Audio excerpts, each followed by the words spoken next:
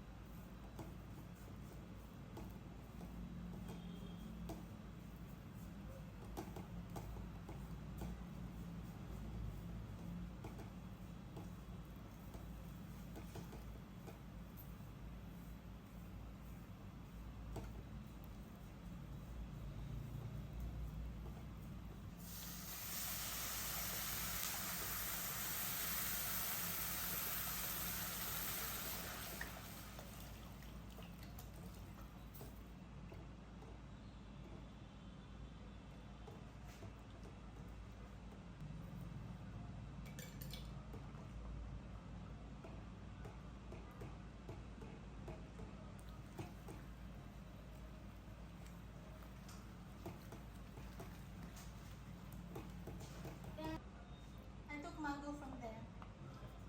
To throw it? Last time you took mango to throw it. No, I did not. Where is it? I saw Those are from outside.